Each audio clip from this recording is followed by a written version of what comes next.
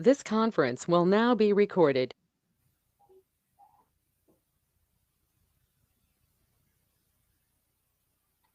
All set? Yes. Okay, we are now out of executive session. Josh, do we want to give Carrie time to call in? Because I know she's helping you with the next presentation. Yes, so I expect, hold on, let me unlock the meeting. They're outside the door waiting once you unlock it. All right, so now, and now that we're public, they'll come in. And I gotta just let Jen know too. Okay.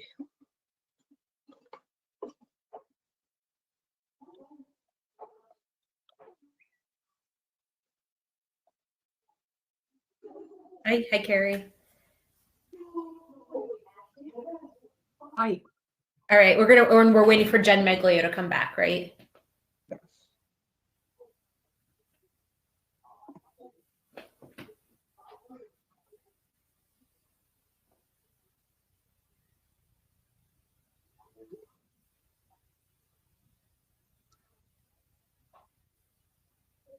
Okay, he's coming back in. Okay.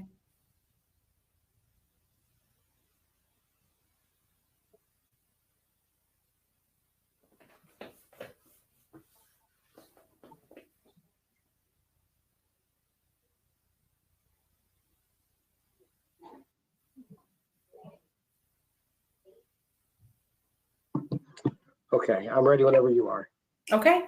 Thank you, everyone, for being patient while we were in executive session. Next on our agenda are presentations. The first is distance learning an update. Mr. Smith and Dr. Chiappetta. Thank you. And I know that Jen just came back in. If you just confirm that we're streaming online, I lost my YouTube feed and the stopping and starting. So I'm going to You're continue. online. All right, thank you. Thank you. So I'm going to share out my screen.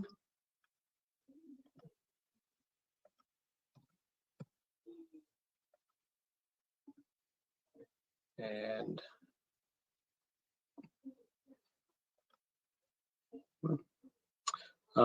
now that I've minimized all of your faces, please let me know if you can't see anything, and we will try to accommodate. So we've been in this emergency learning environment for some time now. The board's had a lot of questions. The public's had a lot of questions. Some of those questions we can answer tonight, or at least address. And a lot of the current questions, we're going to talk about what we know. However, I think there's a lot more unanswered questions than answered at this point. One of the things that we've been doing constantly is hearing from other states and think tanks about kind of this environment. One of those is a partnership called Opportunity Labs, and they put together this roadmap to help districts and states think about all the different factors that weigh on the decisions made about school. So for tonight, I organized this in the topics tied to that roadmap. There's other topics and lots of different ways to do it, but I tend to like the way that they speak about it. I put the link there if you want to read more about it. I do think we're in a little bit of a hurry up and wait paradigm right now. We start planning, then the federal, state governments make changes, health directors come up with changes, new information emerges, and then we're rethinking. So there's a constant process of starting things, adjusting them, and then coming back. That being said, we need to come up with these plans and make them flexible so that we can adapt as information becomes available. The other thing to keep in mind is that none of this is by educational design or things that we were looking for. All of this is in a response to a global health pandemic that we haven't seen as a world in at least 100 years. And so everything that we're doing is really driven by public health concerns.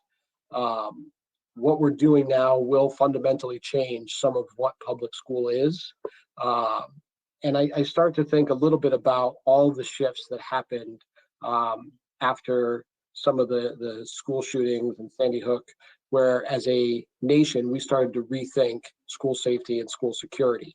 And that wasn't on the global scale that we're talking about now, but we changed a lot of structures in schools. We didn't have lockdown drills, 10 years ago. Those were all kind of developed. And that process took, 1 to 2 years for grant cycles, statutes, and everything to kind of catch up. And that environment was a much more controlled one, as scary as that sounds, as opposed to what we're facing now. And so when we talk about governance, I'm going to talk about today kind of a short look forward and then a longer look forward. And so where we are now, we're hosting a board meeting online. We've done this a couple of times. We've had executive sessions. We're working through some of the nuances of technology, communication. We have one little technical glitch that I can't fix right now. So we have a workaround that you're going to experiment with tonight later in this presentation. Every week I'm meeting with school districts and their superintendents in the Western Connecticut, the Litchfield County. Dr. Chiappetta's meeting with assistant superintendents from around the state. Special ed, Jessica and Joe meet with their respective counterparts in the region and the state almost weekly, if not 2 or 3 times a week. All of us are rebuilding this whole structure. Every week we sit in on the Governor's Emergency Management and Operations Center, where we get state updates, whether they be on hospitalizations, health, the reopening of the state. It's about an hour once a week where we have those updates. Daily we get updates from health directors and the Department of Education on what's happening across the state. The short look ahead, we've just gotten back the analysis that we asked CABE to do on our policies. And so we're going to put those together for the board to review. You'll probably get them both scanned and in a physical mailing because it's a lot to look at in email. Every day we talk about district, regional, and national planning. What is school going to look like this summer and this fall? I think there's as many scenarios as you can possibly imagine. Some of those things are going to kind of work their way through a filter system. And so how do we plan for which are most likely to be plausible as we get through the summer months? We have district and regional advisory teams.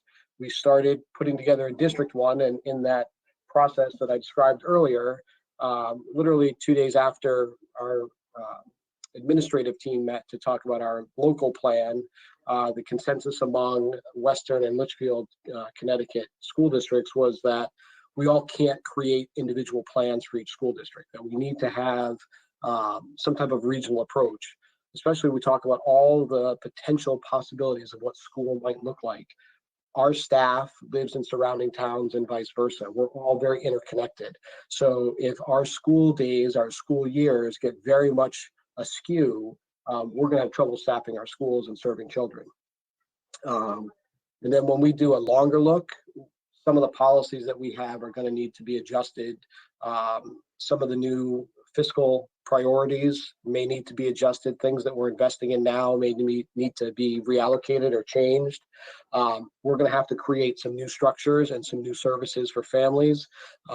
If we have a school environment that with the flip of a switch or a call from a health director could move us from our typical structure to a remote structure, we need to have different tools in place.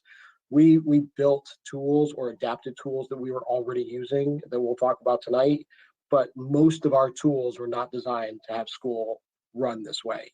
And so if this is something that we need to be prepared for, we need to invest in some different structures over the next several months and years.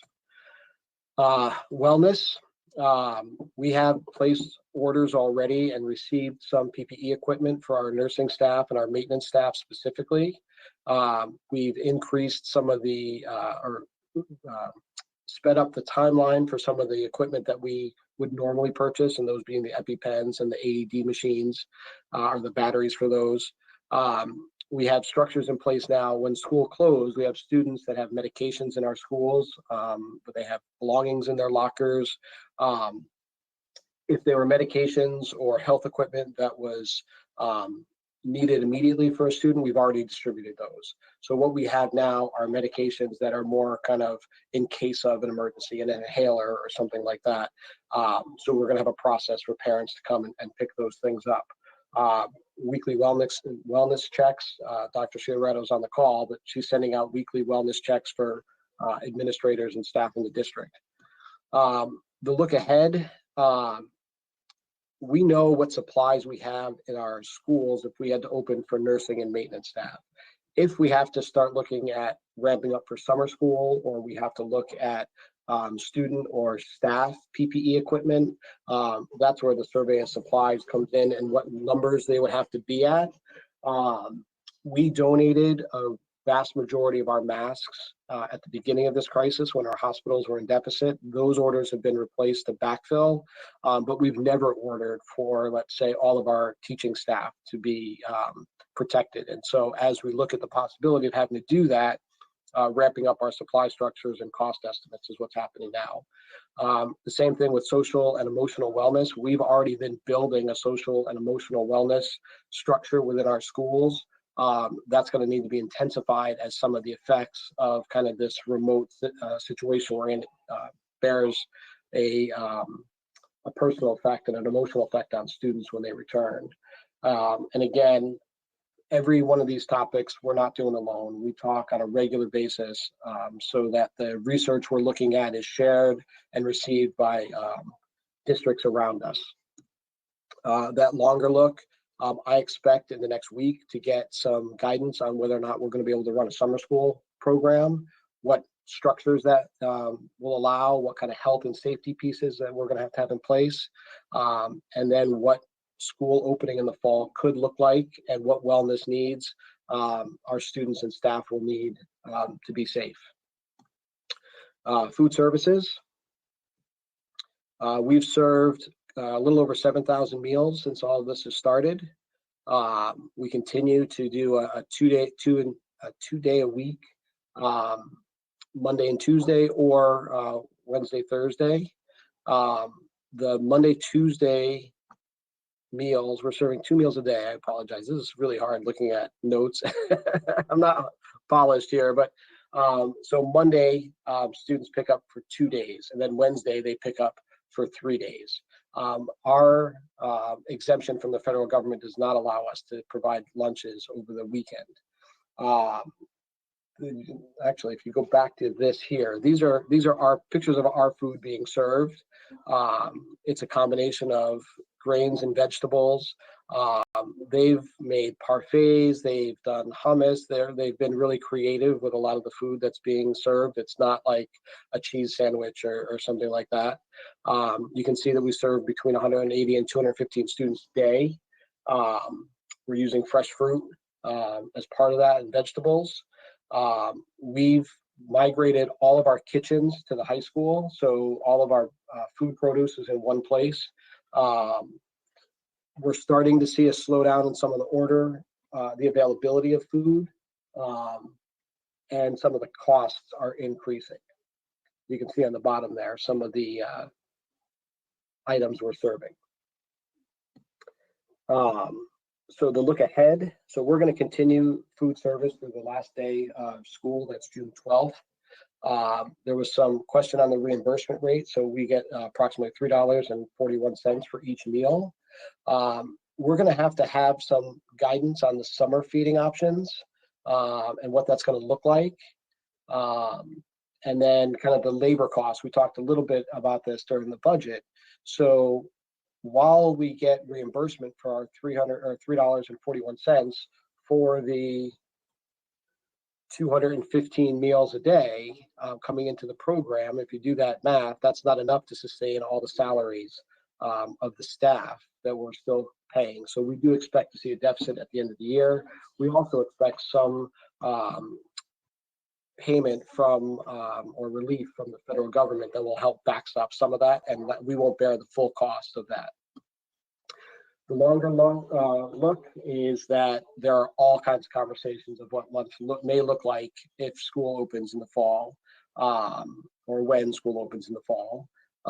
but what that lunch is going to look like, what it does for serving line, what it does for a cafeteria, the potential of eating lunch in a classroom, food allergies.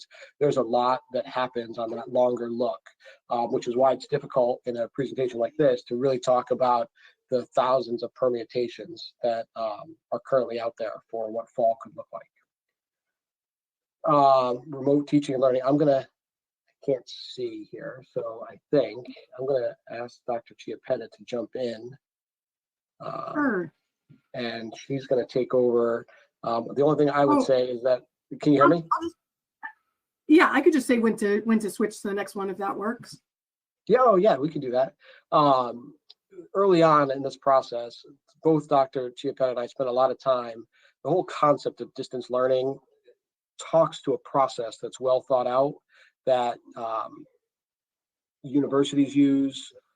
Early in my career, I have a master's in instructional technology that was really designed around developing and implementing distance learning. That is not what we're doing now. This is emergency remote learning. And everything that we're doing is about getting to where we are now and building on it. And we're going to talk specific on what that looks like. Go ahead, Dr. Chiappetta. I'm going to mute my mic. If you just switch to the next slide, thanks.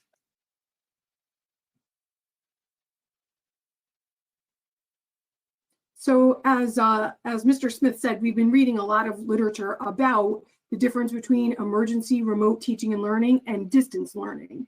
And so there's no really good way to move what we do in the classroom and in person with students onto this type of platform, onto an online type of platform. And distance learning, when you talk about that, that really takes about 6 to 9 months to develop a really good online course. And so as you can see from the slide here, emergency remote teaching and learning is really a temporary shift in instruction due to some sort of event or some sort of crisis. And in this case, it's COVID-19. And that the real objective of that is to provide temporary access to instruction, whereas an online course is more long-term. This emergency remote teaching and learning is not the same as an online learning class because there's a lot of things that are taken into account when you plan that. So you're looking at taking into account a student-teacher ratio. You're looking at the role of an online assessment. You're looking at how you're delivering feedback, and you know, it's all planned out. And you've actually had time to learn the platforms before you actually have to teach on one of them. And so while we've been doing this through our emergency remote teaching and learning, we've been supplying support for teachers while they're doing this. Whereas again, when you're doing a class that's online, you've had the training beforehand. And really, this emergency remote teaching and learning is a temporary solution to an immediate problem. And so all of this requires critical compassion. And this is something that is not a phrase coined by me. It's from another piece of research that we looked at. And what that really means is it's an ability to look at a situation as it really is. And so it's to figure out what's going on in that situation, how you can operate within that situation, and how you can be compassionate. And when we talk about compassionate, we're taking into account the families that have somebody in their family that's sick, the families that are essential workers, the families that have to share devices or that have to worry about internet access, or that actually you know, are still working during the day and can support their students at night or on the weekends with the learning activities. And so that's what we really mean about critical compassion. And all of those things need to be taken into account when you're doing emergency remote teaching and learning. And so if we go to the next slide, what I wanted to share with you is when we put together the Region 15 plan, we looked at asynchronous learning activities for students along with synchronous opportunities. And so the reason that we did that is that we knew that we were not going to be able to move 6 hours or 6.5 hours of instruction onto an online platform. And we did that for a variety of reasons. One of the reasons was that screen time. So having students sit in front of a screen for 6.5 hours a day or 6 hours a day is really difficult. And actually, some of us administrators have been finding that difficult to sit in front of the screen for 6 or plus hours a day also. But really what we said is provides this flexibility to families for all those reasons that I just mentioned to you, whether it's sickness or working or just not even having access to devices or having to share devices. This actually allows for us to make differentiation or modifications or accommodations And I'll explain to you further in this presentation about the setup that we have. But most of our work is done, or our lessons are planned, so that it gives time for special ed teachers to make those accommodations and modifications before it goes live the following week. I mentioned about the 3 hours of learning activities per day, and that really includes all of our specials too. So music, art, health, PE, guidance, library, media. And the reason that we did the 3.5 hours was we looked at some research according to brain development for students. There could be sleep issues if you're spending more time online, headaches, muscle aches from sitting, etc. And that it provides students with our synchronous opportunities to meet live with their teachers. And so a couple weeks ago, we started where students were having office hours or check-ins or additional help sessions to meet with their students. At the elementary level, they've been doing morning meetings with some of their students. And sometimes, as I'll show later, it's just been for fun. It's just to have a lunch bunch and, jump on and see your students and have, casual conversations and to check in to see how they're doing. And so if we go to the next slide, what do all these things look like that I've been kind of talking about? Unless you wanted to jump in, Josh. I didn't want to interrupt your flow. You're doing a good job. I just wanted to say one of the things that's interesting is that when you give students a choice on when they can access their learning, I know it will shock everybody that's listening that our high school students are not waking up at 6:45 to jump online. In some cases, when there's office hours, they might. But the flexibility for students to work at 6 o'clock at night or 8 o'clock at night or 3 in the afternoon, we keep hearing that is what's helping so many families access the learning, and that part of the reason some of our synchronous things aren't as well attended are because of conflicts in their own personal situations.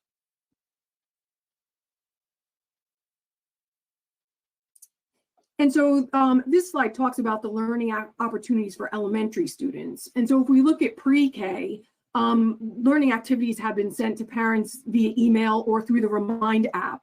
And in addition, last week, parents should have received an email about Kids Academy. And so Kids Academy addresses math and reading, language arts groups, science, social studies using an app. And so parents can set it up and students are able to do some sort of the work independently. In addition to that, preschool teachers have been also sending out activities to supplement that learning, and they've been keeping track of the progress at home, and they're able to differentiate.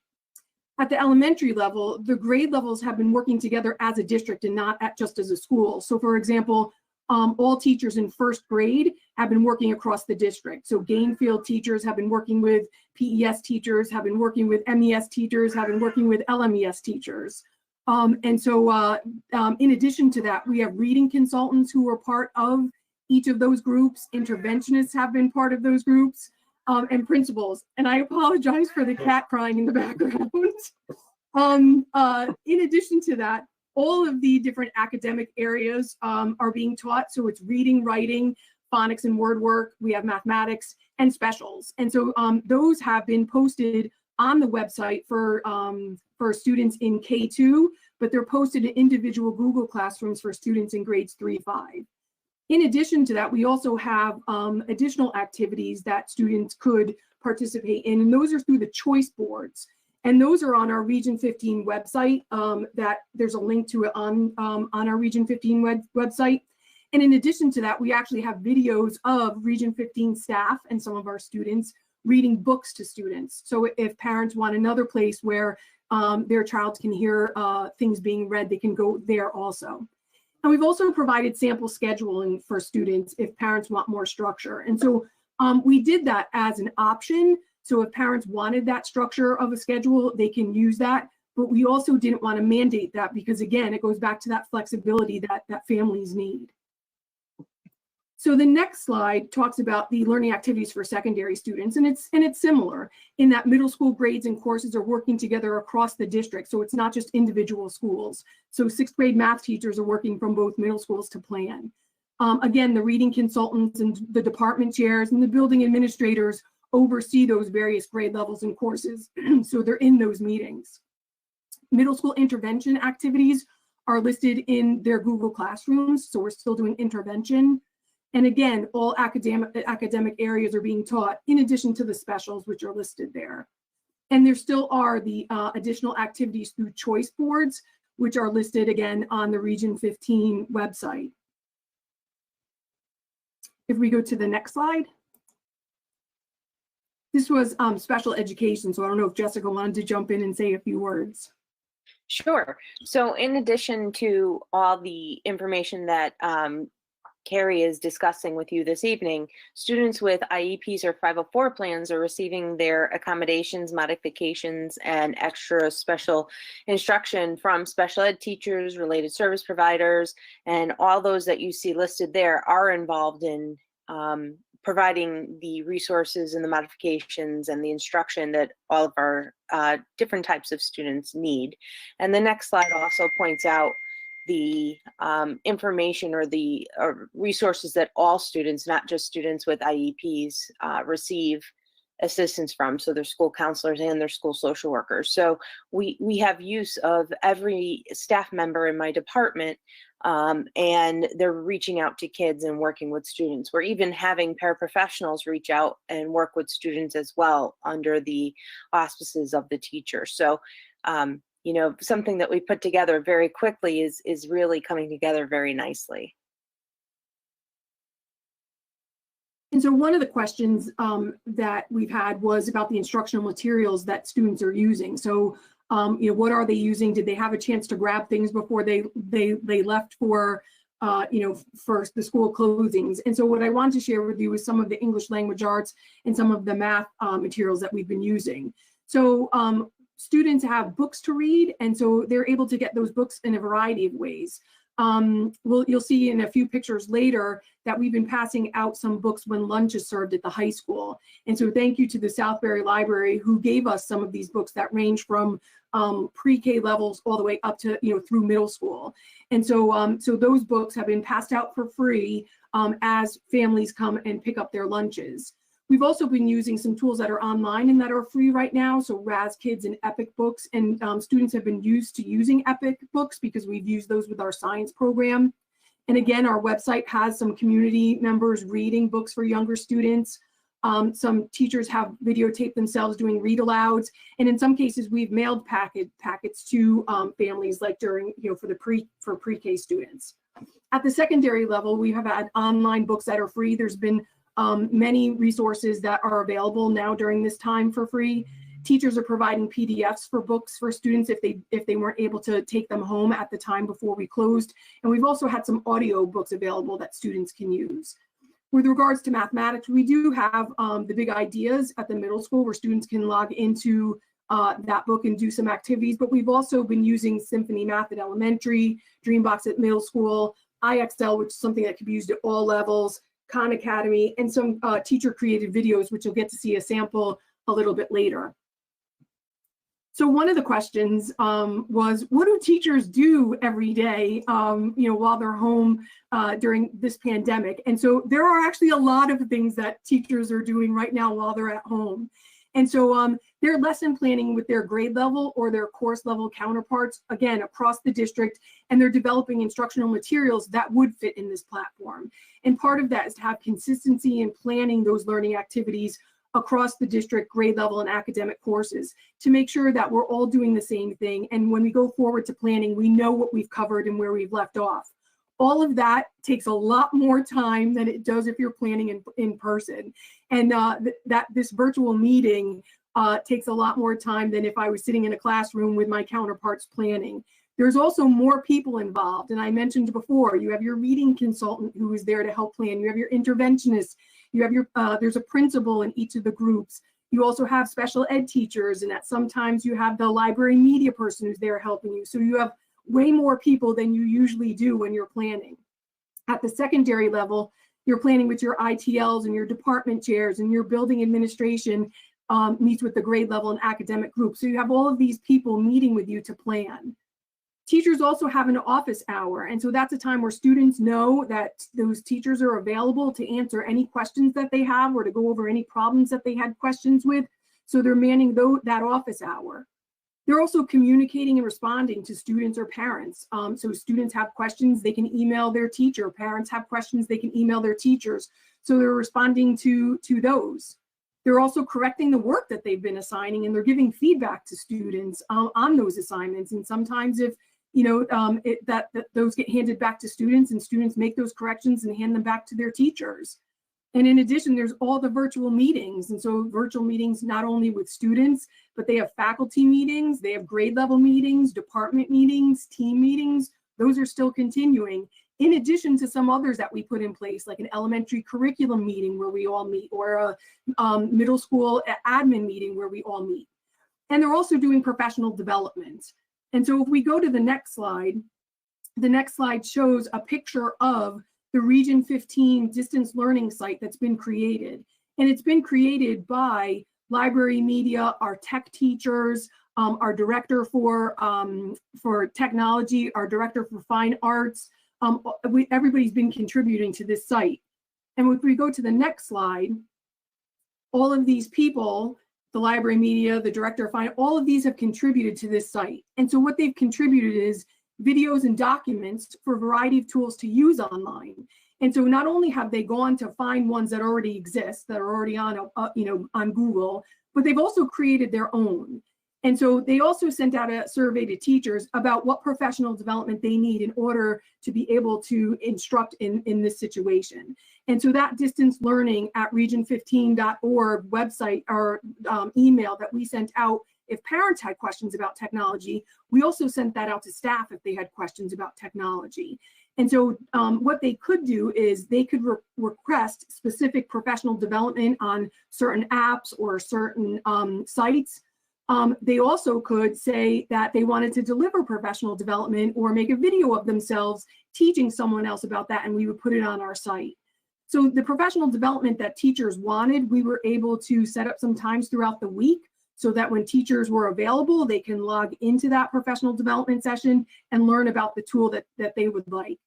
So in addition to having this site for our teachers for professional development, there's also been a lot of other professional development that's been offered and available. And so we've actually had our contracted consultants for English language art meet with our reading consultants and our administrators, and she's done that a couple times. And in the next couple of weeks, she'll be meeting with teachers too, to ask them and to get their feedback about the curriculum and about what's working and what's not working, and to help plan for next year. Our RESCs have also been putting out some professional development for our staff, so our regional education group. And other districts have been very nice in offering professional development for our teachers to sit in, and Naugatuck is one of those districts who's offered that. And other companies have been sending all sorts of announcements saying that there's professional development about being able to function in an online platform.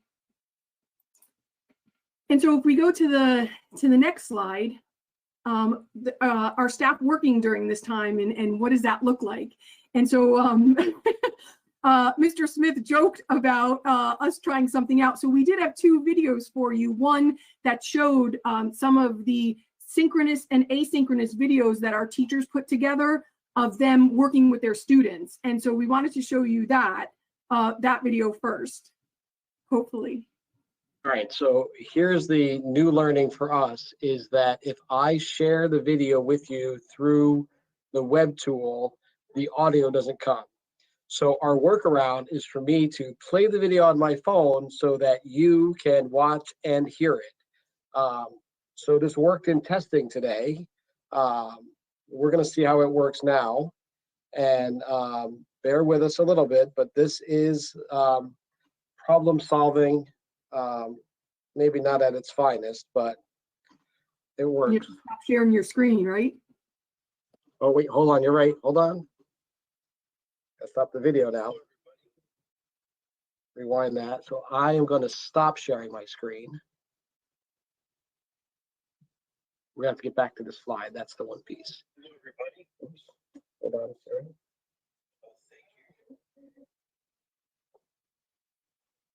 All right, so now if you go to the view on your slide, on your screen where it says view everyone, I don't know what slide you have now, but you should hit the two arrows next to who's talking, and then choose that selection, who's talking. You should have everyone, active camera, hide everyone.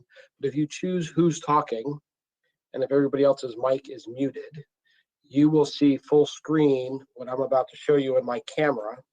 And as long as the stamina in my forearms holds up, we'll be in good shape. All right, here we go.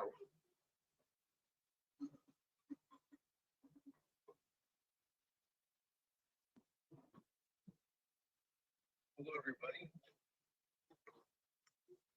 Thank you for all the homework you submitted this week. It's greatly appreciated. I just wanted to go over one of the problems with you, or some of the problems rather, because in the homework when I've been monitoring it, I've seen a couple strategies that could use a little help, specifically in mechanics. And that's the purpose of the video, is to go through two strategies that this student used very well in solving the vertical motion problems. And the student does a good job of showing most of the work. As you'll see, there's still a little room of improvement with this student, but they're minor mechanical errors. How you guys doing? Good. Yeah. Things are going okay. How about the workload and stuff? It's fine. How about how science is set up? Is that format working for you? I was a little bit confused for what we were supposed to do on Thursday because I did it today. I was a little confused about it. On Wednesday I was pretty confused, but So Wednesday, I'm trying to remember.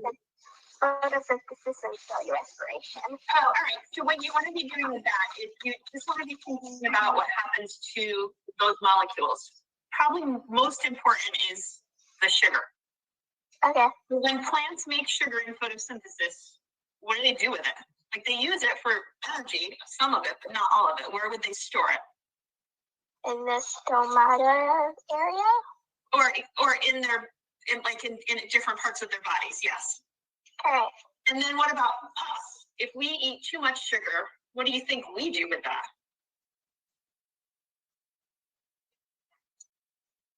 I think it's done. Okay. Perfect. So as you guys know, we're going to be starting a brand new unit next week that has to do with nonfiction, and we're going to be talking a lot about different animals. So I figured how we could get you guys a little excited for this is to play a game together. So we're going to try something new. So I'm going to need your guys' patience and help me out. That's why I've invited some adults here to help out with this. Have you guys ever played the game Heads Up? Yeah. So if you haven't played before, what we're going to do is all have on my phone a game, and it's going to have an animal that's going to be on the screen. I think what I should do is I'm going to divide you guys into two groups. And Mrs. Babysitter, do you want to be on the boys team? Sure. Perfect, because then it'll be even. Is that okay? Yep. Cool. So we'll do that, and then what we're going to do is I'm going to hold it up, and I have a little Post-it note that I put over where I am, so that I cannot see what the animal is. So I figured that would make it kind of fair. Chloe, do you have a question, honey? My mom has it on her phone, and on my birthday, I asked her to play it. Oh, that's so awesome. So you then know how to play as well. And Abby, I saw her with her thumbs up, a couple people with their thumbs up. So if you haven't played, what you basically are supposed to do is you guys are supposed to give me clues or hints as to what this animal is without telling me what the animal is. So for instance, if it says like cobra on there, you can't say it's a snake that rhymes with ova or obra. So that gives it away, right? So do you guys think that you're ready for this? Cool. So I wanted to show you those videos because there is instruction happening, whether it's live or whether it's recorded, that some of the same questions that we would have if we're in person, we have, virtually, and that teachers are finding creative ways to deliver the instruction that they have to deliver, and they're trying stuff out. And you heard the teacher say, I'm trying this out, and I have other adults here with me to help me. So they're taking those risks, and they're doing what they have to do to get the instruction across to students. The other video that I wanted to show is just really a compilation of pictures that show the work that we've been doing. And not only is it about handing out the Chromebooks and the food and the books, but it's also about what our classrooms have become and what they look like now, and our students doing the work and maintaining that sense of community here in Region 15, even in this virtual platform. So before I play the next video, and this isn't a stall because the static hold of the phone has tired my arms at all, but one flaw in our proofing earlier today is we didn't take into account the laptop that is streaming the meeting was not changed to view everyone. So if you're watching this on the YouTube channel, you just see one little square. You can still see it, but you don't have it full screen. So should we ever have to do this again, we learned. All right, so now.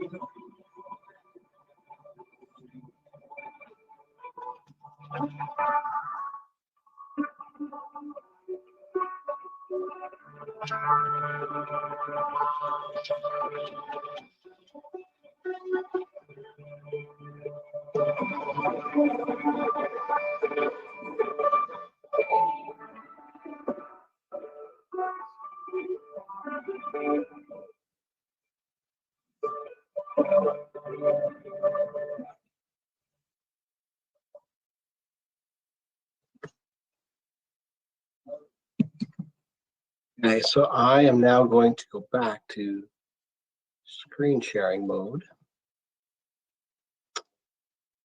And thank you for our adaptation into online presenting with video and audio.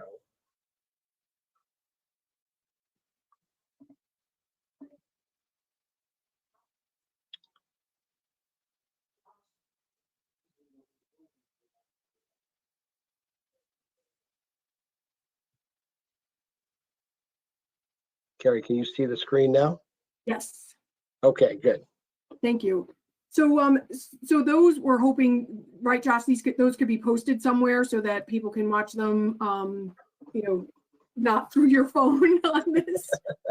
We'll post them both to the website, and if we can make them standalone YouTube videos in our feed, we'll do that as well. Okay, so we go to the next slide. One of the things that we've been thinking about a lot is what will the future look like? And so while nobody really knows for sure what that's going to look like, and as Josh said, that changes every few minutes, we get different pieces of information. There are a few things that we can be prepared for. And so we do know that not only in Region 15 and not only in the state of Connecticut, but across the United States, students will begin next school year in different places than they've begun in previous school years. And so that students are not behind their peers, that traditional grade level expectations are going to have to be addressed over time. And so we know that. There are some things that we need to make up for when we get back to school. We know that things are going to look different. And one of the things that we've been sharing with our teachers is that we know that. And as we've said before, we cannot cover the curriculum the way we wanted to cover the curriculum on a platform like this. We're looking at the major content for the grade levels, and we're making sure that we're covering that content. So I don't know if you want to jump in. Yeah, and I Josh? just think that like the assumption that one, as Carrie said, that we can cover the material, we can't. We need to accept and own that, and then put a plan in place that what are we going to do about that? And, you know, I would say that we're not going to correct this curve by October. You know, we talk, and I think there's a couple of examples where not everything's sequential.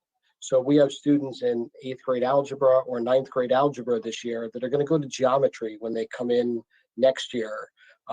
And so 2 years out, when those students are in algebra 2, are we going to reteach some of these topics? Are we going to modify the geometry curriculum next year to provide space for what was missed in algebra this year?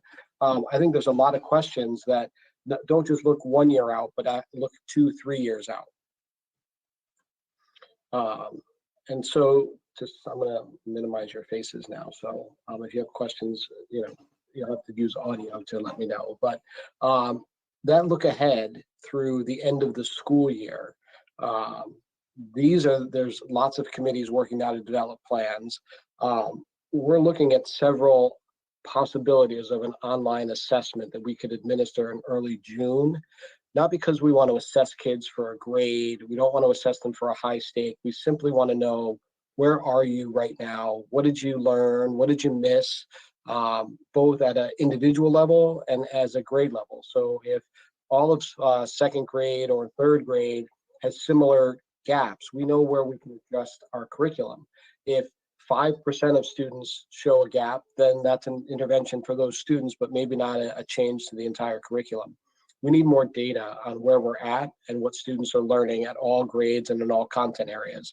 And that's really hard right now for us to do at a kind of systemic level because we don't have that tool. So we have committees working in the district now to help us decide what tools are available to us and which one would best fit our needs, because we need to inform the work that's going to happen this summer. I can't just take all of the curriculum that was taught and not taught and reteach everything when we come back to school. We have to prioritize, and we want to do the work around what are the most important things for us to reteach or to address, and not take up space with things that students already know. Carrie talked a little bit before, and I don't know if you want to talk more about the outside consultant, Carrie. Yeah, so we've been working with a consultant this past school year and actually last year with middle school for English language arts. And she has been continuing to work with us through this time. And so she will actually meet with elementary teachers and middle school English teachers to talk about the curriculum this year and to look at where we need to make revisions for next year, knowing that we're not throwing out our entire curriculum and starting over. What we're going to do is take a look at each of the individual units that we have. Where do we need to spend more time? Where do we need to spend less time?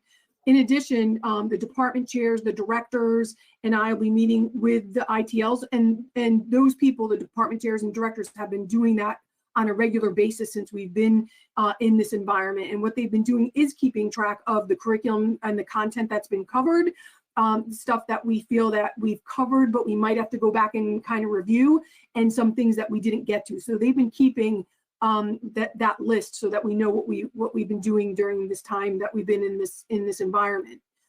Teachers are going to continue to use the tools and do both synchronous and asynchronous teaching, like similar to the videos that we just showed you. And that what we're going to do is continue to evaluate the online tools. And from what you've seen tonight, there are some that we know can do certain things and some that we know can't do certain things. And so we've been keeping track of that over the course of the last couple weeks, and we'll do that as we move forward. But if we go to the next slide, there's even more things for the longer term that we look at from now until the beginning of next school year. And we've talked a lot about curriculum and looking at that and the revisions that have to happen over the school year and into next school year. And again, that's based on the major content standards that have to happen for that grade level or those courses. And again, we're working with our regional RESCs and other districts on a reopening plan and on curriculum revisions. And that professional development will continue. And whether that's in-person professional development or virtually on platforms like this, what we're going to do is, how do we set up and use online tools and online platforms in a similar way? what does it mean to, continue working in a virtual environment? That instruction for this virtual environment, how do we continue to differentiate and making sure that we are addressing the social emotional needs of students and staff, during this time. And a lot of that is going to be, being able to function in both a virtual platform and in person, and being able to go back and forth through those, it seems, fluidly. And so I wanted to share with you some of the benefits so far. And you may say, well, what are some benefits for being in this situation? But there are some. And so what I've heard on Friday is that teachers want to continue lesson planning with their colleagues across the district. And so those phrases in blue are actually out of teachers' mouths. And so they said that they felt that this time working across schools was very powerful, that it allowed for them to be creative, that they were working smarter and not necessarily harder, that everybody had their role. So like everybody's strengths came into play, and that they could go out of their comfort zone because they knew that they could trust each other, that they were there for each other, and that they felt that working with their peers has been amazing. And so that was something that I don't know if I expected that, but it was really nice to hear. And the other benefit that I heard was that they're using and learning different virtual tools that they can learn in their classroom, and that not only can they use on this platform, but they can use when we go back to school and we're in person. And so this list is just a short list of all the different tools that teachers have been trying out or using in their classroom. And so they said that they really enjoyed learning all those different things and how those tools can help them.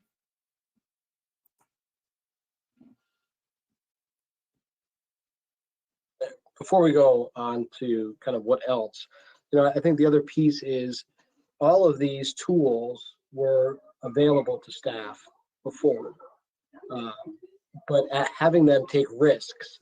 Education in general is a risk-averse organization, and when you have students in front of you, there's not a huge motivation to take risks. This environment has forced people to reach out and try tools that are going to do something better than what they had. There's really not a lot better than having students come into a classroom. All of these are maybe weaker ways for our staff to reach out and make connections with kids, but it's better than not having them. And so, the risk, the trial and error, the leap of faith that our staff is taking has really allowed us to start to use these tools in ways they never would have before. And as Dr. Tiapetta said, as we shift back into whatever normal the future holds, a lot of the concepts behind these tools will carry with us, even if these specific tools evolve. And I think that the way teachers think about communicating with their students has changed forever. In addition to the instructional side, we have facilities. And so we have custodians in our buildings every day. So far, we've used 115 gallons of paint, and we've painted large numbers of classrooms and hallways around the district. They are not sitting idle. They've done classrooms, bathrooms, hallways. We haven't tackled the gyms yet, but they've done lots of work. Our summer cleaning's already underway. We talk about reallocating resources. So some of the time and energy that we would normally clean buildings over the summer is happening now, so that should we have students in the summer, should that take a greater demand on cleaning, should we not need to hire as many staff over the summer so we can reallocate some of the overtime costs or summer help costs to do some of the work in the district, to do some of the other unexpected priorities, we'll have that. The supplies, like I said before, we've ordered the masks. We have thermometers and hand sanitizer already in the district. We have additional orders in. The number of stations being set up in our schools is increased. We have large amounts of, we're not hoarding, but we are ordering smartly to make sure that we don't have risk or liability if the timeline for some of these orders gets drawn out as schools start to ramp up and get back. When we look ahead, when we look kind of not just at today, but what might happen in the summer months, the hand sanitizer locations have been increased. I don't know if it's on here, but we're working on putting them even on the school buses. We're working with the bus company on that. Drinking fountains, we're in the process of replacing all of our drinking fountains with bottle filling stations so that students won't have to use water fountains anymore. We're working with the bus company on how they're going to clean buses when we reopen, even if it's in the summer months. That protocol on how we clean and what the morning staff and night staff will do, what that will look like going forward, especially if we have summer programs or extended school year programs for special needs students in our schools. I don't have to move all of your faces. The longer look ahead in facilities is massive and will make your head hurt when we go down this path. And that's where, you know, we try to put all of the ideas out there and then start to filter on where we need to prioritize the bandwidth that's available to us as district leaders or administrators.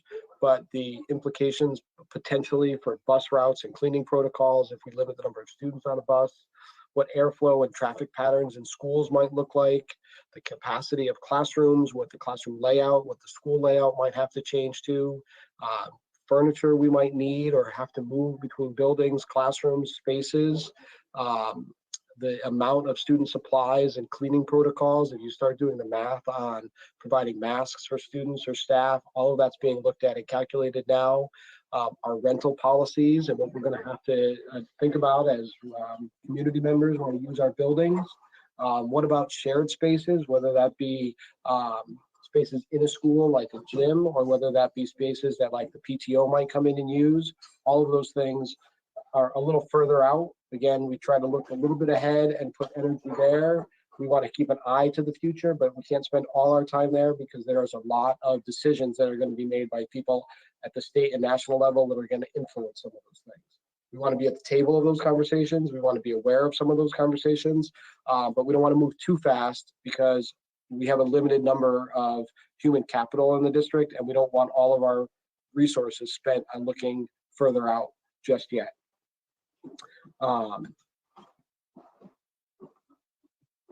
When we look at our operation centers, we do allow some staff back into the buildings by appointment.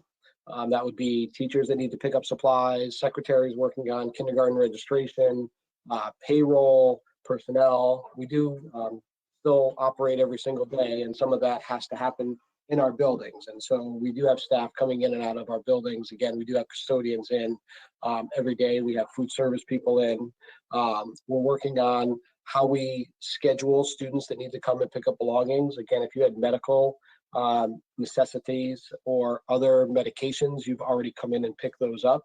However, we have students that have things in lockers. We have caps and gowns that we can talk about a little later. We have lots of those kinds of things that I can't just say show up between 10 and 2, that it may have to be by appointment, by alphabetical, by time frame. So all of that is being worked out in a very detailed way that we'll start rolling out to families. Reimbursements, all of the reimbursements have been processed, whether they were field trips. The parking is in the process right now. So student parking has been prorated based on the number of days in school. Families are going to get any money they paid us back. We are not holding any money for families. Seniors normally get their anything in our food service back anyway. We normally roll over anything in there, but if families have substantial dollars in there that they want back because they need it at this time, we can reimburse those funds as well. The process for open enrollment is interesting. This is our health insurance enrollment. We have to mail out and collect back forms from staff changing or enrolling in the medical plan. That's by law, we have to do this. So that's creating some nuances for how we collect forms back. Look ahead, graduation's a big one. The expectation is later this week, the State Department should provide some protocols and guidance on what's expected for graduation, what's allowed and what's not allowed. Once that's out, we'll be able to then soon after put out some plans. Dr. Jones and the high school administration has been talking with PTO and the high school seniors that we saw tonight, as well as several others representing their senior class about how we can provide an opportunity for them. They didn't choose this. It looks like we're not going to hold graduation like they deserve, but we will have something. What that looks like will be probably a hybrid based on what the state protocols allow. Summer school, that graduation guidance should also come out with the summer school. That summer school guidance for mostly the special needs students, what's called the extended school year program, or guidelines we expect this week. How we hire and staff in this environment, the interview process is going to look different this summer, most likely, than it has in the past. Do we need to change and modify that process? Do we need to rethink anything within our structures? That's what we're going through right now. Student enrollment and registration, we're open for business. We're enrolling new students now. We have several complicated enrollments that we're working through. We figured out ways to collect documents and verify residency and all those kinds of things remotely. Right now, we are not having public visitors or outside groups in our schools. That may not be able to be sustainable, especially when we start talking about Park and Rec over the summer and having their programs in our schools. Some of the limitations on the number of students, excuse me, the number of children that they can have in their summer program is limited based on state guidelines. And so we may need to open up more buildings so that they can address the needs of families. That longer look, obviously operations is massive. It takes up a lot of time and energy just understanding all of the variables that we need to pay attention to. We're in the process of implementing new financial software. That training is happening every day. Our fee collection right now is primarily paper-based, with the exception of athletics and food services. That needs to change. Hopefully by the fall, we'll be able to collect all fees electronically. It doesn't mean families won't be able to use a paper-based option, but should we need to refund money if we've collected it electronically, it is 1,000 times faster for us to refund it digitally. We're going to produce a training process for this new business software where we have to train all of our secretaries and administrators in how to use it. That's all going to happen remotely now. There are some questions, as Dr. Chiappetta referred to, on what a school calendar looks like and what days look like, what constitutes a school day. You know, are snow days dead forever? There's a whole lot of questions. Do we need longer winter breaks? Do we start the year differently? Those are long-term questions that we think about. The hybrid school scenario, there are as many different scenarios floating around as people you can find to come up with them. Some of those are going to be more plausible and implementable at the end. What does that mean for us as a district? What does it mean for athletics and other extracurriculars? What do you do about chorus and band and theater? How do you play a football game with social distancing? You know, there's all kinds of questions about what those things look like. Again, we're having conversations. There are parts of meetings, but I try not to spend all my time there because we could have summer school in 4 to 7 weeks, and I want to make sure we're prepared for that. Technology, the district distributed about 1,000 Chromebooks so far. That's about 1/3 of the students in the district. We currently have about 2,500 student devices in the district. So even though we've handed out 1,000, we still have 1,500 in the district for student use. Look ahead. Do we need to have a Chromebook for every student? Do we need to hand that out? If we decide to do that, you know, K-12, that would mean we're about 1,000 devices short. Already, we were planning on bringing in an additional 300. This was kind of part of that December, February budget process about making sure that every 5th grade classroom had a device per student and every middle school student had a device assigned to them. So we could ramp that up more if this is something that we think we need to do. The current plan doesn't factor in the use of any federal funds, and so there are resources that we expect will be available to us if we want to ramp that up. We need to upgrade PowerSchool so that some of the features that we don't currently take advantage of are available. Communication in general is something that I think needs to improve on how we manage school online. Our phone system is extremely outdated. Things like forwarding calls to cell phones and allowing staff to dial from home through the school system are not available. And so an upgraded phone system will improve our communication ability. We're going to do that at no cost. The advantage of having an antiquated system is that there's a lot of inefficiency in it. So basically, for cost neutral, we can remove our current system, and the cost savings of those inefficiencies will pay for the updated system. The implementation of new instructional tools, that list that Dr. Chiappetti shared is a pretty good list. Some of those resources are free for now. They will not be free forever. And so which tools are valuable for us to invest in, which ones are not, which tools are we not using right now that are subscription based, do we need to bring in? That's happening now. When you look further out, the idea of interoperability between programs, so that, you know, if our teachers are using Google Classroom and PowerSchool and Remind and email, how do we make it so that a student with 6 different teachers isn't getting 12 or 15 emails a day? Parents trying to communicate, there's a lot of that kind of lost in translation happening right now, and we need to get better, and that may take some different communication tools so that kids can go back and forth between a remote and in-person environment without a lot of different efforts. And then the training behind that technology and what that looks like. Opening schools, there's a lot of conversation happening around the country and really around the world on what this means and what it should look like. We have a district planning committee. Like I joked earlier, pretty much the day after we started the work as a district one, all of the districts that I'm communicating with started saying, hey, wait a minute, we're all duplicating efforts. We really need to have a state or at least a regional group. So that's now in place, where we have a regional committee starting this week with representations of everybody in Western Connecticut and Litchfield County, talking about at least the consistent problems that we're all going to face and coming up with consistent protocols across districts and regions. There's 6 state advisory committees. Those advisory committees are made up of different constituents.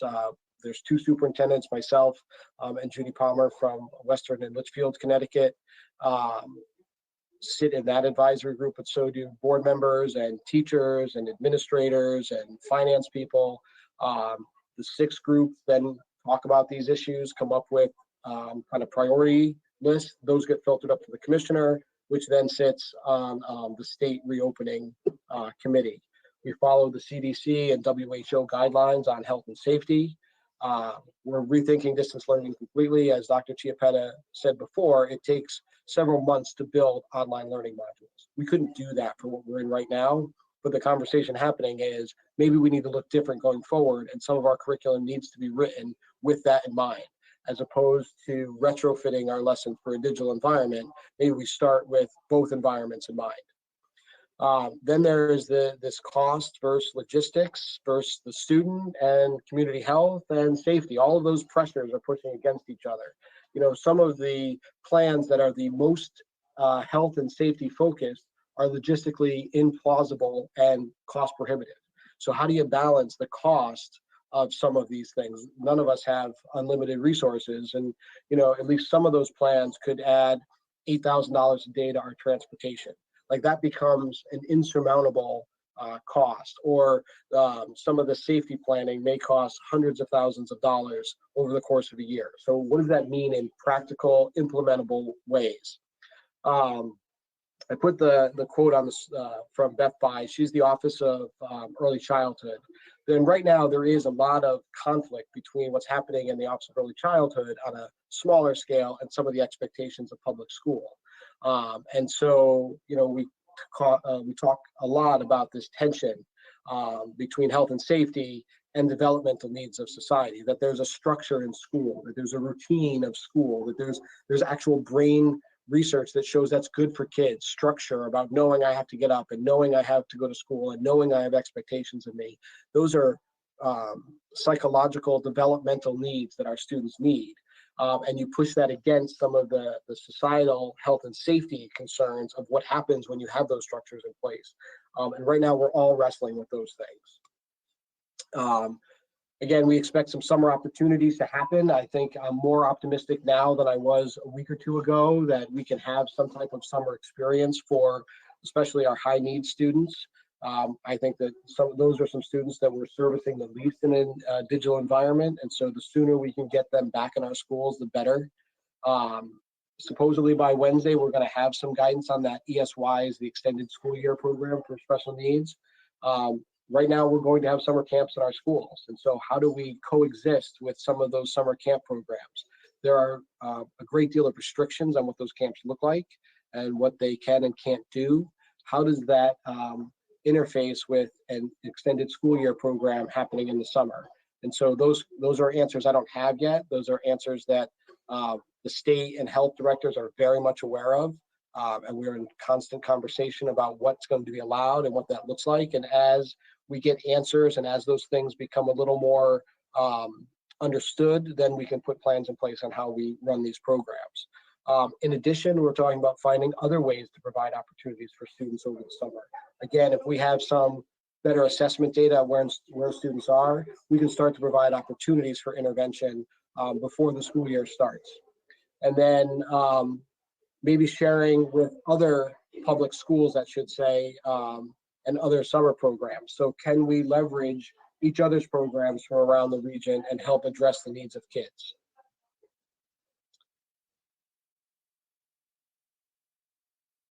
Interactive online tools. These are kind of what comes next. We need more tools that engage students online. Computers in themselves do not just engage students. Good lessons engage students. Good resources engage students. Our teachers engage students. And so how do we build tools into learning that work in both environments? Adaptive assessments. The assessment of pen and paper can't only exist in our schools. We have to have some better assessments. We had this conversation over the last year and a half about understanding who our students are and being able to adjust our instruction to meet their needs. That's increased 100-fold and is now more important than it was even a couple of months ago. That idea that we can move back and forth between online and in school, we have to have a system that's fluid. The idea of the school year cycle, I joked that back in early in my career, at the turn of the century, we talked about what school year changes could mean. What does it mean for the economy? What does it mean for the cycle? Our cycle of school with summer vacation and April break literally drives large portions of our economy and employers and college cycles and college students coming home. And what happens if we start moving to an all-round school year? Or some other version of that where maybe there's some longer breaks, or maybe students are cycled in. Again, I don't want to cause fear in people, but these are all, again, part of the possible realities. And some of them are going to start to trickle into more plausible ones. And so we want to be aware and acknowledge that those are possibilities. What do field trips look like? And I'm sure, everybody talks with 1,000 questions about all of these things, that our public schools are one of the oldest institutions in our country. And we are fundamentally changing them at a massively fast pace that are going to have huge implications for all things. And so, if we want to restart the economy and we want to have parents back at work, our schools have to operate. And so what does that look like? And really one of the most reassuring pieces of all of the crazy amounts of data that are coming at us, all of these decisions, is that unlike some of the things that we've dealt with on a more localized way in the past, things like that tornado that affected certain parts of Connecticut but not others, this challenge is facing every school district in Connecticut and every school district really across the country. So here's a little bit of a timeline that we put in there. So if you look from 1 to 7, right now we're looking daily to improve learning experiences for students and looking at assessment tools that can help us do that. Rapidly this week, we need to put out our plans for end of year celebrations, graduation, transition, both from school to summer, from school to summer school for some, from summer to fall. What we're going to do with all of these summer facilities, or the programs happening in our facilities this summer, Do we have to solve the transportation issue for those students? Again, we're meeting locally and regionally and nationally to address these health and safety concerns. At some point, again, there's kind of we want to know there's a plan coming, but when is it? And how detailed is it? How soon? And what do you put on kind of today and tomorrow? But that plan needs to be as specific as possible, but also flexible as possible, because no matter what we do, the reality is it will most likely change. You know, countries that began to open are now seeing reoccurrences. So how long? Those are all questions we can't answer right now. We do know that our curriculum has to adapt. That plan will start now and continue through the summer, because we're going to have to teach differently next year, both in what we teach at a grade level content area and how our lessons are structured. And then that longer piece of systemically, what is fundamentally changing in school? What policies do we have? What structures do we have? What do we have to change in our daily operations that are going to stay with us long term? When I go back to that analogy in the beginning, the security structures that we have in place in our schools are fundamentally different than they were 10 years ago. This is going to have similar types of long-term consequences. And with that, I would say two things. One, and I forgot to mention this before, we kind of combined the two presentations into one. But if you have questions or thoughts, I'll turn it back to you, Madam Chair. Thank you. Does anyone have any questions for Josh or Carrie? Steve. Thank you, Steve Strana here. I know we've been at this a long time. I'm not going to talk a lot. So I just wanted to, so two things. So thank you, Josh and Carrie and Jessica for all the work. I'm exhausted just listening to a bulleted list. So I'm sure you're probably exhausted of, dealing with it day in and day out. So I appreciate the diverse sources that you are consulting with and collaborating with. And there's nothing that I personally feel the need to ask, like, hey, did you think about looking at X, Y, and Z? I'm sure if you haven't, you're gonna, but you seem like you have a pretty exhaustive list or handle on what's supposed to happen.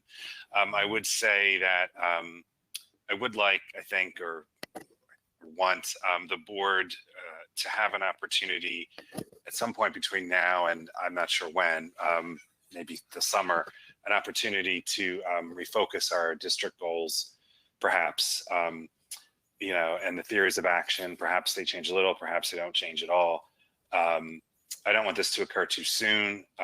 Because I wouldn't want the board to impede all the work that's going on now, but I don't want it to occur, this conversation to occur so late that, maybe the input the board might give at that really high level is irrelevant.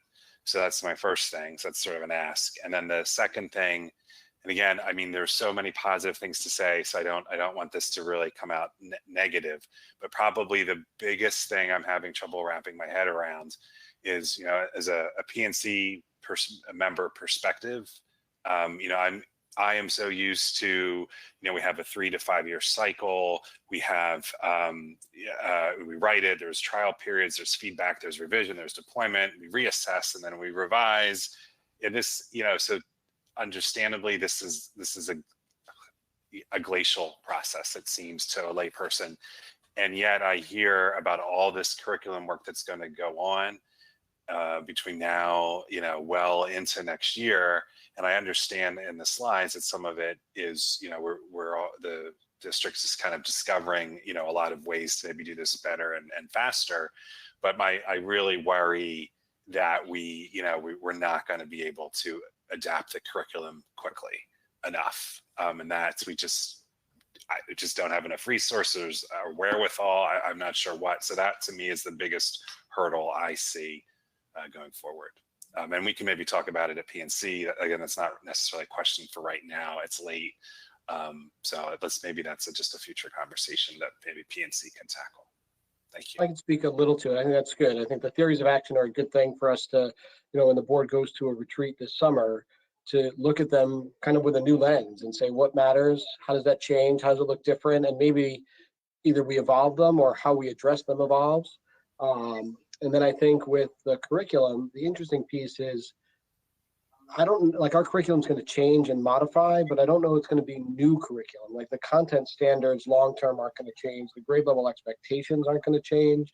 I think when you see the CABE audit for policies, like there's going to be a lot of things that we can work on.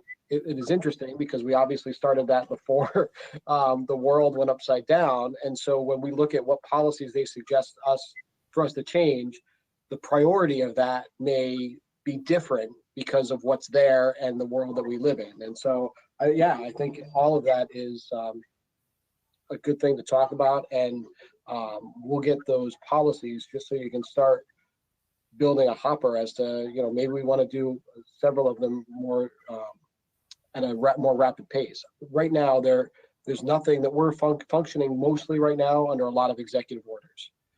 As those executive orders run out, which things stay, which things will be driven by current policy, which things will need new policies. I think that's what we're going to have to work through kind of as there's some more oxygen in the room. Okay, thank you. Sharon Attic. Hi, this is Sharon Attic. Thank you so much. I think your presentation clearly demonstrates the scope and magnitude with which you and the entire team have been working, and I commend you for all your efforts, so thank you. I'm thinking, because everything that is happening is so dynamic and there's so much information and it is changing, and as you just said, you're being so much influenced by executive order. How will we keep our finger on the pulse, and how will you be integrating any decision points or information back to the board and to the community as those kind of things become more granular, right? You spoke a little bit about how what the school year is going to look like may be very, very different. Clearly, I heard a consistent theme throughout your presentation that online learning is probably going to be part of that, right? We don't have a lot of time, right? When you start thinking about potential school year opening, right, in the fall. So I'm just trying to understand what will that communication pathway be as decisions are made, with what agility will we be able to make modifications if other things down the road change. I mean, clearly there's so much going on, but I do worry, I think a little bit to Steve's point where it was very focused on curriculum, I just worry about how will we be able to really integrate the information so quickly, but yet also ensure that the safety is also there for the kids, and from a community perspective and a parent perspective, making sure that people actually feel very comfortable with the plan that's been put in place or will be put in place in anticipation of school reopening. So that was a mouthful. Thank you. It's probably more a comment than a question, but I am very interested in hearing about that as we move forward into the summer.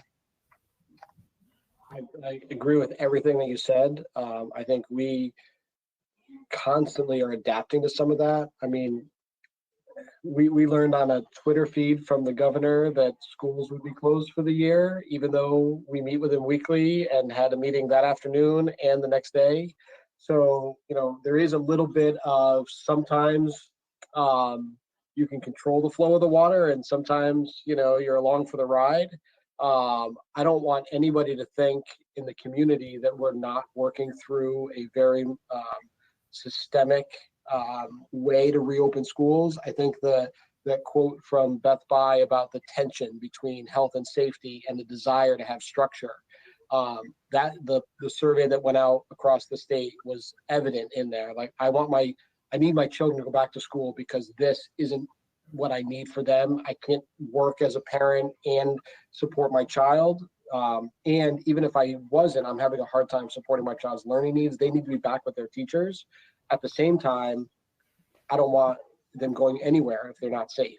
And so how do we find balance between those two things? How much of that can we control as a school district, and how much are we kind of at the will of others? I mean, we've talked about this from the day that we closed school, is what's the threshold to reopen? What's the protocol to reopen? How do we know when schools are safe to reopen and at what level?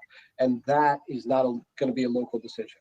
Part of the reason that we shifted gears from a district reopening plan to a regional reopening plan is that how can I say it's safe in Region 15 for us to open schools, if that's even a local decision, but it may not be in Newtown or Watertown. Our students they're in the same sports programs as those, our parents and teachers live in those communities. And so, at the same time, where does the region end, so to speak? If I live in northeastern Connecticut and there are no cases in my town, does that mean school's closed for me too?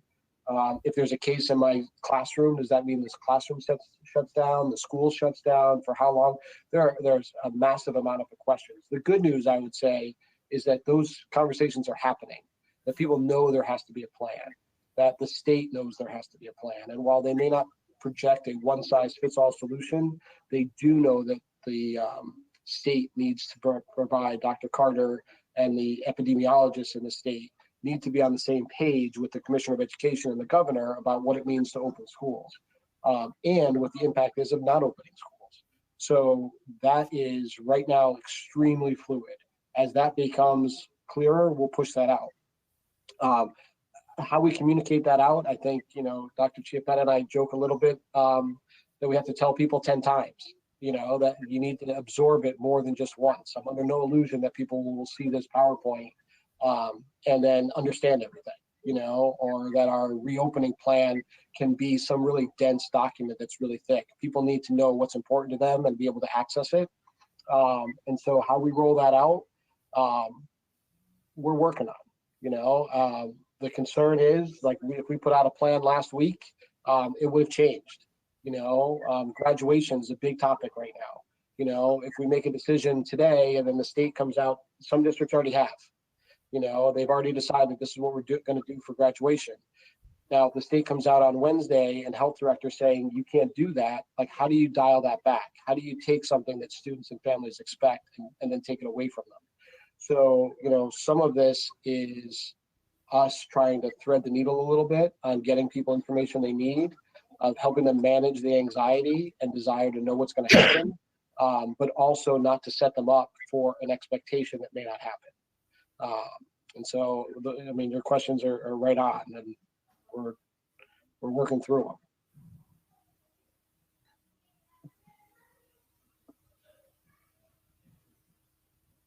Any other questions?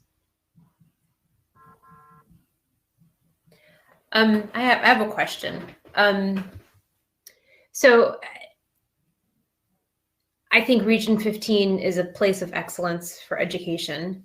And we've prided ourselves on providing a great education for our students compared to, similarly situated districts. How do we know that what we're doing or what the fall is going to look like is going to maintain that excellence that we strive for? The truth is, I think we're not going to know. I think the truth is that it's a constant measure and adjust. I think that we try to build on things that we know are going to be successful. But right now, I would tell you that everybody's in the same boat. That I think it's really hard. I talk to 20 or 30 districts a week, and we're all asking that same question. What works in your district? Why does it work? What are the conditions that allow it to work? Some of the districts that are doing, I would say, a really good job now were better positioned because of other things happening in their district that allowed them to do that. Some districts are struggling mightily right now. Some districts haven't even handed out Chromebooks to students yet. And so, I think, what does success in this environment mean? Are we going to look at test scores? Are we going to look at standardized assessments? I don't know that any of the SAT, the AP, the things that we normally look at as measurements are all asterisk right now. They all have doubt in how consistent they are. Even when you talk to universities, even when you talk to seniors about, one of the measures we looked at was what university students got into or went to. that paradigm shift is huge. You know, students who thought they were going to go further away are now going closer. Universities that accepted students are now saying, we're going to give you a gap year. You know, you can defer that acceptance, or you can go to my own son got into a campus and they sent him a letter on Saturday that said, hey, if this has been an impact to you, here are all the universities that we're going to accept transfer credit that costs less if that's and so I think universities are looking. So I think that what do you use to determine what high quality means, I think is really hard right now because there's no consistent measure of anything. I would tell you that, Dr. Chiappetta is meeting every single day with all of those people that meet with all of our teachers who are meeting with students. We're constantly saying what instruction works, what instruction doesn't work, why are kids engaged, why are kids not engaged? Engagement's a huge problem, and one of the concerns that we have right now is now that the governor has said school is kind of not coming back in session, what happens to the motivation of students? As the parent of a senior, why do they get up in the morning and do their classes? And, AP exams started this week. When those are over, how do you keep students engaged? I think those are questions that we're going to ask. How we maintain and improve going forward. I do think the things that we talked about tonight do speak to that. How do we know where our students are at? We do have high quality teachers. We need to get them students that they understand what those gaps are and then allow them to reach that. I think saying that, being honest is important. The idea of saying, don't worry, we're going to catch up, I think is an easy thing to say. But I think that a year from now, I want to be able to give you evidence of here's where our students were at and here's where they are now and here's where they're going to be. And I think some of the tools that we're talking about bringing into the district that we don't currently have will help us do that. We're not going to have SAT data this year. We're not going to have Smarter Balance data, the state assessment data this year. Those are pretty rough cut tools that we use to compare ourselves and how we're doing in other districts. We're not going to have them. And even next year, I don't know how reliable they're going to be. And so what else do we have as a district that we can say to parents, here's how I know your child's growing. Here's how I know where they're at. I think those are some of the ways that we ensure that we can measure our own growth and not allow somebody else to try to guess at that for us.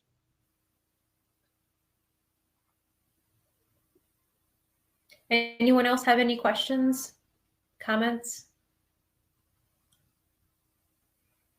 I know we're it's getting late, but there's another thing I wanted to say too. I thank you for all the efforts that everyone's been making to maintain education for the students, and that's really important. When I saw the presentation today of some of that student learning, on the one hand, it was really wonderful to see. On the other, there's a part of me I feel so sad for those students, because I know a lot of them miss going to school, and they miss seeing their teachers and they miss seeing their friends. And I did see part in the presentation about the bus parades that have been happening in the elementary school, and I was lucky enough to see one. It wasn't for my kids. It was LMES that came by my street for some preschool kids. And I think there were over 20 cars of teachers honking their horns and having big signs. And it was a very emotional thing to see. And I see a lot of that kind of stuff happening. And, videos put forth by the schools, by all the teachers and the administrators, talking about how we're going to be ready for you when you come back in the fall, down to Dr. Jones personally delivering student graduation signs on people's yards. So that aspect also, to me, is just as important as the academic part. And I just want to say how much I appreciate the effort that people have been making to still connect with students on a different level, because I know students are having a hard time not being back in school. So thank you very much for all of that.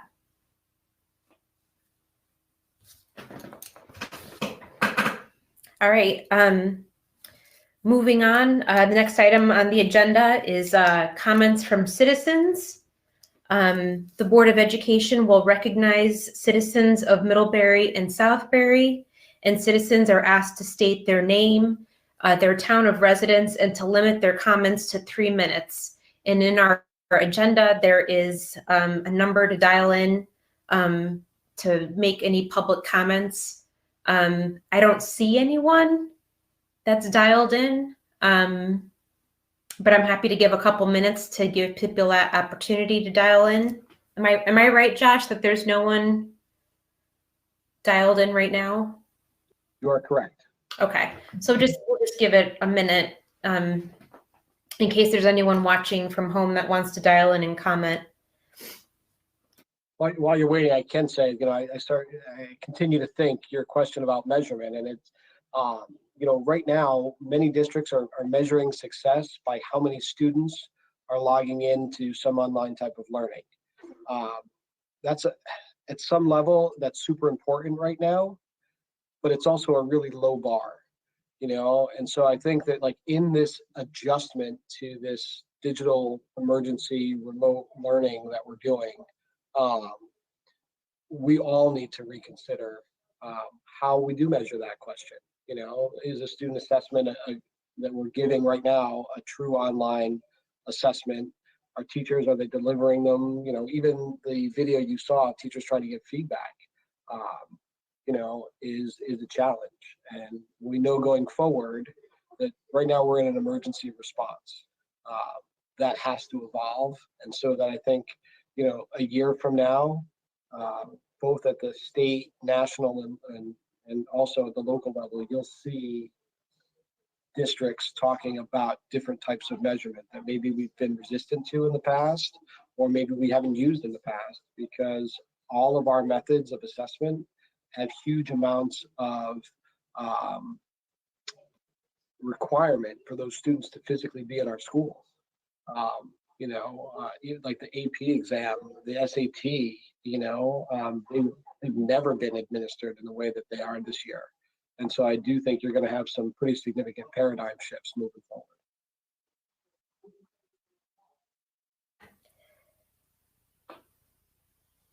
That was a long public comment, Mr. Smith. I think you went over 3 minutes. I let him go over the 3 minutes. All right, so thank you very much, Josh. No problem. Anyone else that's I don't see anyone that's called in for public comment, so I think we'll move on from that. Next, we have approval of minutes. May I have a motion to approve the April 20th, 2020 regular meeting minutes? Motion, John Cookson, motion to approve the 2020 regular meeting minutes. Second by Steve Soriani. Thank you, Steve. Any discussion, any changes? All those in favor? Aye. Aye. Aye. Yep. Any nays, abstentions? Okay, they're approved. Next, I have a motion to approve the April 27th, 2020 special meeting minutes. John Cookson, motion to approve the April 27th, 2020 special meeting minutes. Steve Soriani will second. Thank you. Any discussion or changes? Nope. All those in favor? Aye. Aye.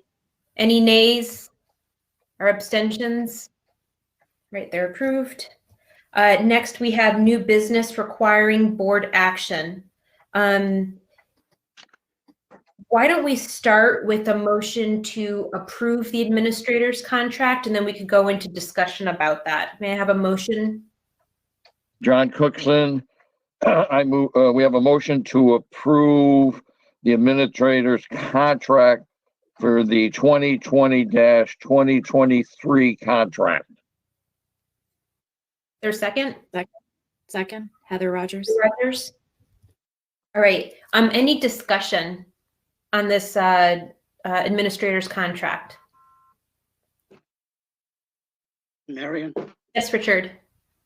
Marion, I think we should postpone the vote on the administrator's contract with the Labor Department telling us right now that the unemployment rate is over 21%. It sends out a bad message that we're spending money and people are over, let's say, 1 out of 5 are unemployed. It's just not a good message to send out. It gives the Region 15 a black eye.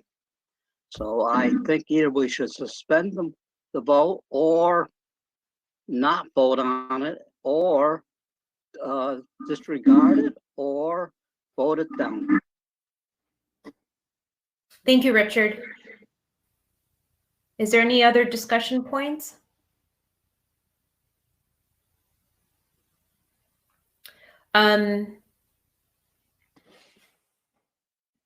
If we do not approve the contract tonight, we face the possibility of having to deal with going into arbitration with the administrators, which I think is the black eye on our district. And I think this is a fair contract. This was negotiated by the negotiation team of the Board of Education.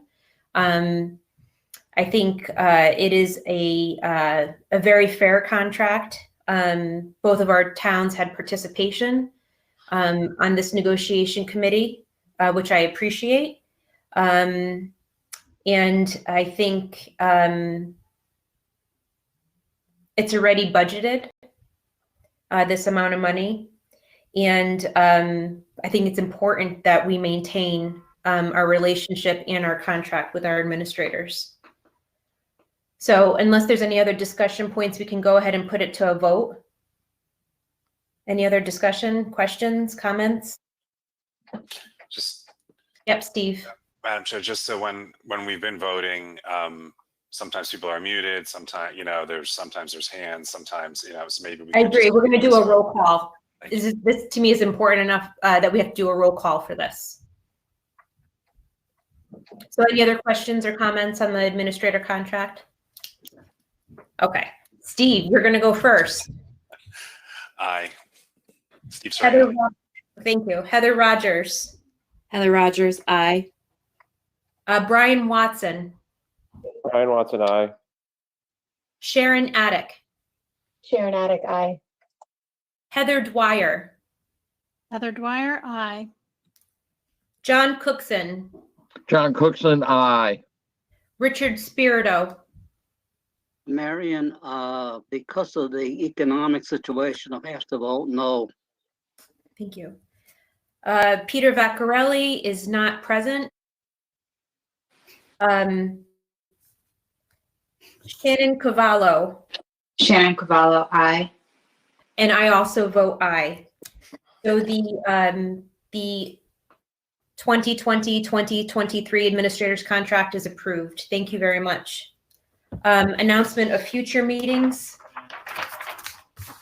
Right now we have a meeting on Monday, June 8th, 2020, a regular meeting of the Board of Education, which will be virtual and live streamed.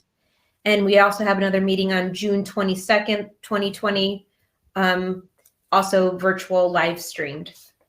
So with that, may I have a motion to adjourn? John Cookson, motion to adjourn. Richard Spirito, second. Thank you. Any discussion? All those in favor? Aye.